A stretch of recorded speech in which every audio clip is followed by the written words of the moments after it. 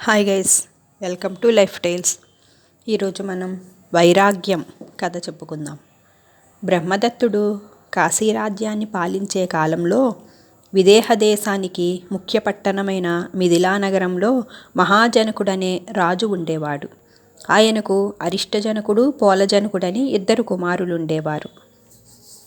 మహాజనకుడు పోయాక అరిష్టజనకుడు రాజ్యాభిషేకం చేసుకొని రాజయ్యి తన తమ్ముణ్ణి పోలజనకుణ్ణి యువరాజుగా చేసుకున్నాడు.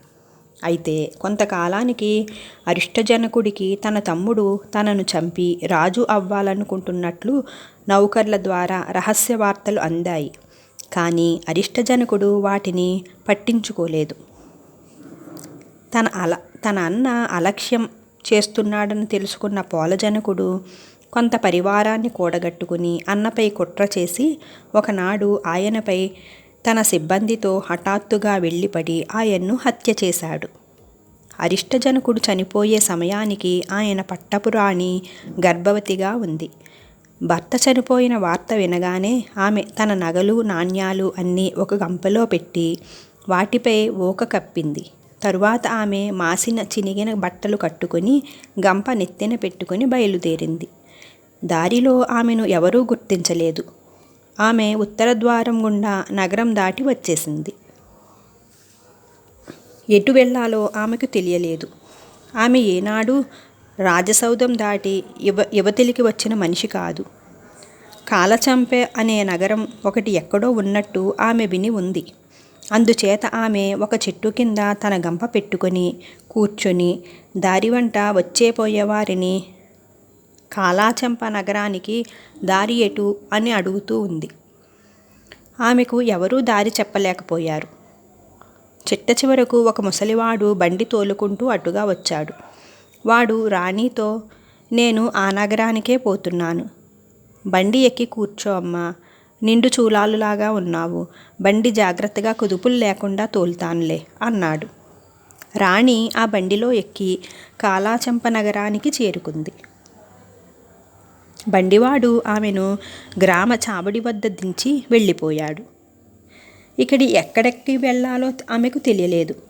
అందుచేత ఆమె ఆ గ్రామ చావడిలో వెళ్ళి కూర్చుని దాని ముందుగా నడిచే మనుషులను చూస్తూ ఉంది. కొంతసేపటికి ఒక బ్రాహ్మణుడు తన శిష్యులతో సహా స్నానానికి వెళుతూ చావడిలో కూర్చుని ఉన్న గర్భిణీ స్త్రీని చూశాడు. ఆయన తన శిష్యులను వెంటబెట్టి అక్కడే ఉండమని ఆయన లోపలికి వచ్చి రాణిని పలకరించాడు. నాయనా, నేను మిథిలా నగరపు రాణిని. నా భర్త యుద్ధంలో చనిపోవటం వల్ల నేను దిక్కులేని అనాథనైపోయాను. నాకిప్పుడు ఎవరూ లేరు. ఈ నగరంలో నేనెవరినీ ఎరుగను అన్నది రాణి బ్రాహ్మణుడితో. అలా అయితే నువ్వు మా ఇంట తలదాచుకోవచ్చు. కానీ ముందుగా ఒక చిన్న నాటకం ఆడాలి. నా కాళ్ల మీద పడి బయట ఉన్న నా శిష్యులు వినేటట్టుగా బోరుమని శోకాలు పెట్టు. నీ రహస్యం ఎవరికీ తెలియకుండా నిన్ను కాపాడుతాను అన్నాడు బ్రాహ్మణుడు. రాణి ఆయన చెప్పినట్టే చేసింది. ఎవరో స్త్రీ తమ గురువుగారి కాళ్ల మీద పడి బావురుమనటం చూడగానే శిష్యులు ఆత్రంగా లోపలికి వచ్చి ఏమిటి అని ప్రశ్నించారు. దారేపోయేవాళ్ళు కూడా చాలామంది చేరారు. బ్రాహ్మణుడు వారందరితో ఈ విధంగా చెప్పాడు. ఇది నా కడకొట్టు చెల్లెలు, ఆఖరి చెల్లెలు. నేను స్వగ్రామం విడిచిపెట్టాక పుట్టింది.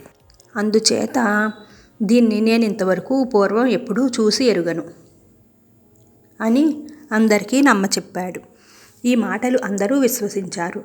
బ్రాహ్మణుడు ఆమెను తన ఇంటికి తీసుకుని పోయి చక్కగా స్నానం చేయించి భోజనం పెట్టించాడు. కొద్ది రోజులకల్లా ఆమె ఒక మగపిల్లవాడిని కన్నది. ఆ పిల్లవాడికి ఆమె మహాజనకుడని తన మామగారి పేరు పెట్టుకున్నది. ఈ మహాజనకుడు క్రమంగా పెరిగి పెద్దవాడు కాసాగాడు. అతనిలో ఆడుకునే క్షత్రియ కుమారులు అతన్ని చులకనగా చూసేవాళ్ళు. ఇది చూసి మహాజనకుడు మండిపడి వాళ్లను చితకతన్నేవాడు. వాళ్ళు ఏడుస్తూ వెళ్ళి తమ పెద్దవాళ్లతో, ఆ విధవరాలి కొడుకు మమ్మల్ని తన్నాడు అని చెప్పేవాళ్ళు. విధవరాలి కొడుకు అన్న మాట వినగానే మహాజనకుడికి తన తండ్రి ఎవరా అని సందేహం కలిగింది. మొదట్లో తల్లి అతనికి నిజం చెప్పలేదు. కానీ మహాజనకుడు పట్టుబట్టడం చేత ఇక చేసేది లేక ఆమె జరిగిందంతా కొడుకుకు చెప్పేసింది. తన పినతండ్రి తన తండ్రితో యుద్ధం చేసి యుద్ధంలో తన తండ్రిని చంపి విదేహ రాజ్యం వశపరుచుకున్నాడని తెలియగానే ఆ రాజ్యం తిరిగి సాధించాలన్న కోరిక మహాజనకుడికి మనసులో తల ఎత్తింది. 16 ఏళ్ళు నిండగానే అతను తన చదువు సంధ్యలు ముగించి తల్లితో, అమ్మా, నేను విదేహ రాజ్యాన్ని జయిస్తాను, నీ దగ్గర సొమ్ము ఏమైనా ఉన్నాదా అని అడిగాడు. ఆమె అతనికి తాను గంపలో దాచి మిథిలానగరం నుంచి తెచ్చిన బంగారం నగలు చూపించింది. అందులో సగం మాత్రమే తీసుకొని మహాజనకుడు మిథిలా నగరానికి ప్రయాణమయ్యాడు. సరిగ్గా ఆ రోజే మిథిలా నగరంలో పోల జనక మహారాజుకు ఒక చెయ్యి కాలు పడిపోయింది. సరిగ్గా మహాజనకుడు మిథిలా నగరంలో అడుగు పెట్టిన నాడే రాజభవనంలో పోలజనకుడు మరణించాడు. ఆయనకు వారసులెవరూ లేరు. రాజపురోహితుడు ఒక రథం మీద రాజకిరీటము, రాజఛత్రము, రాజదండము, పాదుకలు మొదలైనవి పెట్టి రథాన్ని యథేచ్ఛగా పానిచ్చాడు. పురోహితుడు, మంత్రులు రథం వెనుక నడుస్తూ బయలుదేరారు. రథం కొంత దూరం వెళ్ళి ఉద్యానవనంలో మహాజనకుడు విశ్రాంతి తీసుకుంటున్న చోట ఆగిపోయింది. రాజపురోహితుడు మహాజనకుణ్ణి పరీక్షించి అతని శరీరంపై రాజలక్షణాలుండటం గమనించి విదేహ దేశానికి అతనిని రాజుగా ప్రకటించాడు. అతనికి పట్టాభిషేకం జరిగింది.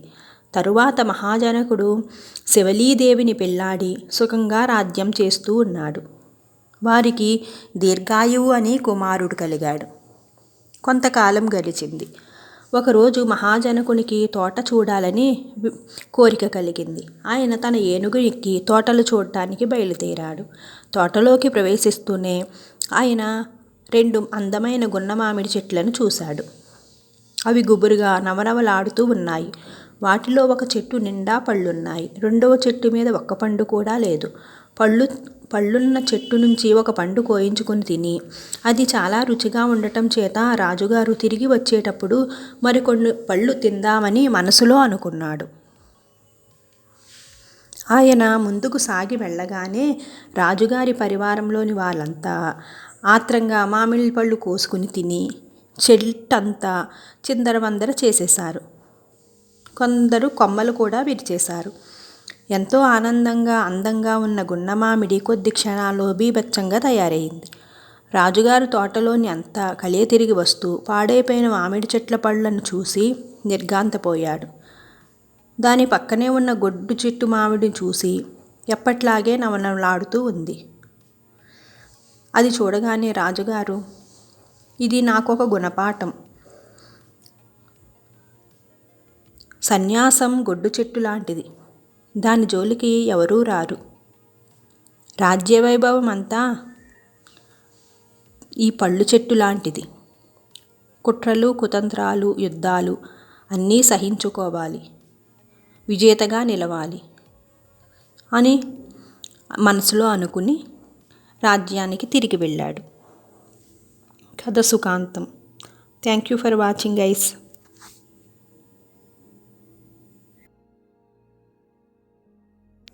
హాయ్ గైస్, ఇప్పుడు మనం దేశభక్తి కథ చెప్పుకుందాం. గంగులు పాండ్య దేశంలో పేరు మోసిన గజ దొంగ. వాడు పేరు చెబితే చాలు పిల్లలు పెద్దలు కూడా జడుసుకుంటారు. ఎంత ప్రయత్నించినా రాజభటులు వాణ్ణి పట్టుకోలేకపోయేవారు. వాడు ఒకనాడు అర్ధరాత్రి సమయంలో పట్టణంలోని ఒక ప్రధాన వర్తకుడి ఇంటిలో పడి దోచుకొని భటుల కంట పడకుండా గుర్రంపై ఎక్కి పారిపోయాడు. పొలిమేర వరకు వెళ్ళి గుర్రాన్ని చీకటిలో వదిలి దగ్గరలో ఉన్న పాడుపడిన గుళ్ళోకి వెళ్ళి దాక్కున్నాడు. కొంతసేపటికి అక్కడికి పాండ్యదేశపు దళ నాయకుడు మరిద్దరు సైనికులతో వచ్చాడు. అంతకు ముందే 2 కొంకణ దేశపు గూఢచారులు అక్కడ ఉన్నారు. పాండ్య కొంకణ రాజ్యాల మధ్య తీరని పగ ఉంది.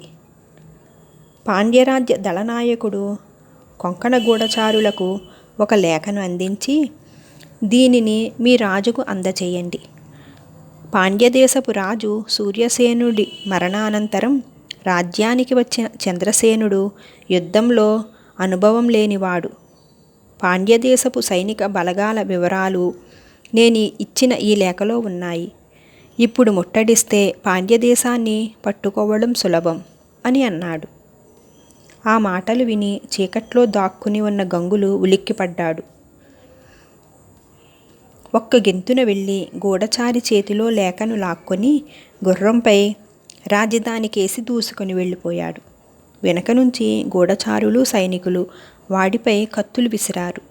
వాటిలో ఒక కత్తి గంగులు కుడి భుజంలో దిగింది.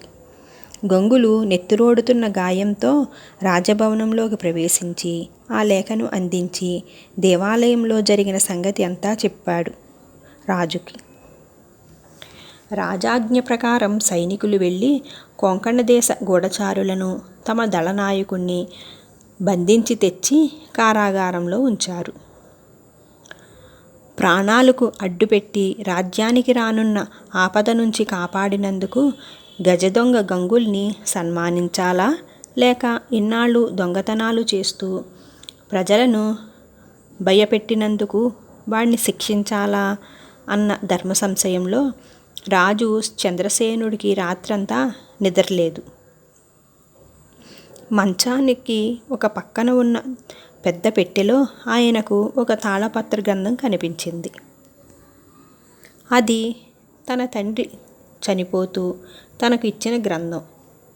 రాజు ఆ తాళపత్ర గ్రంథాన్ని అందుకుని చదవటం మొదలుపెట్టాడు. అందులో మొదటి పత్రం మీదే దేశభక్తికి మించిన గొప్ప గుణం లేదు అన్న వాక్యం కనపడింది. రాజు ఒక నిర్ణయానికి వచ్చి ప్రశాంతంగా నిద్రపోయాడు. మరునాడు రాజ్యసభ ఏర్పాటు చేసి బాధ్యతాయుతమైన పదవులలో ఉండి దేశద్రోహానికి పాల్పడిన దళనాయకుడికి అతడి అనుచరులకు మరణశిక్ష విధించాడు. పరిస్థితుల కారణంగా దొంగగా మారినప్పటికీ తగిన సమయంలో దేశానికి రానున్న ఆపదను తొలగించిన గంగులు పాతనేరాలను క్షమించి వాడికి రాజ్యభవనంలో ఉద్యోగం ఇచ్చాడు. కథ సుఖాంతం. Thank you for watching guys.